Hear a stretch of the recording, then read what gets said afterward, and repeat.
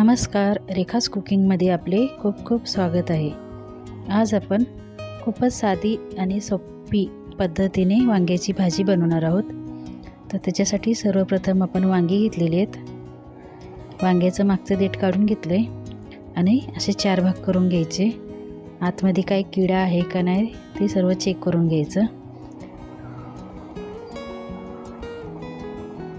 वांग्याचं देठ ठेवतात पण मी काढून टाकले कारण थोडेसे वाळलेले ना, म्हणून। वांग्याचं देठ ठेवायचं आणि समोरून कट करून घ्यायचे। तर अशा प्रकारे आपण सर्व वांगी व्यवस्थित कट करून घेऊ, आतून चेक करू। तर बघू शकता सर्व छान असे कट करून झालेले आहेत। वांग्याची भाजी कुकरमध्ये करणार आहे। तर कुकरमध्ये सर्वप्रथम तेल गरम करून घेऊया। तेल छान गरम झालं की त्याच्यात आपण 2 मोठे कांदे बारीक चिरून घेतलेले आहेत ते टाकून घेऊ आणि कांदे छान व्यवस्थित ब्राऊन कलर येईपर्यंत भाजून घ्यायचे आहेत।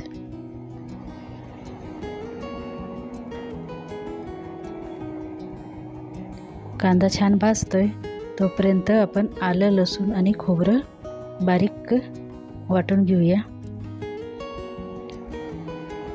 तर खोबरं छान बारीक करून घ्यायचं।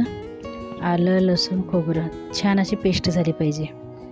तर आता कांदा पण आपला भाजत आलेला आहे, छान असा त्याचा कलर चेंज झालेला आहे। आता आपण त्याच्यात आलं, लसूण आणि खोबरं बारीक करून घेतलं होतं ते टाकून घेऊ। ते सुद्धा कांद्यासोबत छान भाजून घ्यायचं। तर छान असे आपण कांदा भाजून घेतलेला आहे।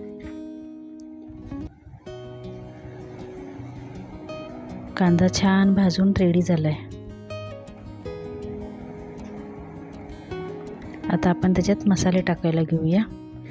मसाल्यामध्ये लाल तिखट आहे, आपला काळा मसाला आहे, हळद आहे, धना पावडर आहे आणि चवीनुसार मीठ घेतलं आहे। आणि मसाले भाजताना गॅस थोडासा कमी करूया म्हणजे मसाले करपायचे नाहीत।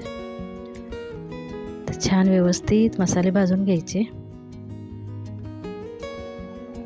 मसाले भाजताना गॅस कमी केला ना म्हणजे करपायचे नाहीत, भाजणार चांगले। आता वांगी जी कट करून घेतली होती पाण्यात ठेवलेली ती टाकून घेऊ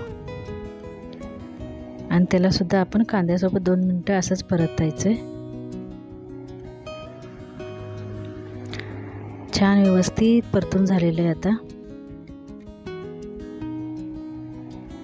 आता आपण त्याच्यात आपल्याला किती पाणी पाहिजे त्या हिशोबाने पाणी टाकून घेणार आहे। तर वांगी 2 मिनिटं छान परतून झाल्यात। आता आपण त्याच्यात पाणी टाकून घ्यायचं आहे। तर 1.5 ग्लास पाणी टाकणार आहे।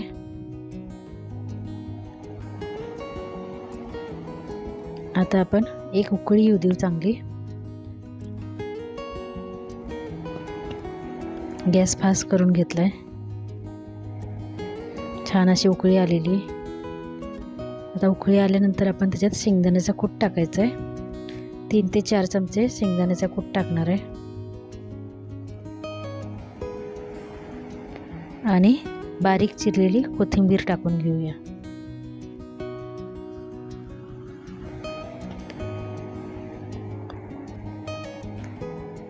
छान अशी कोथिंबीर टाकून घेतली। आता आपण कुकरला झाकण लावायचं आणि 1 शिटी करायची।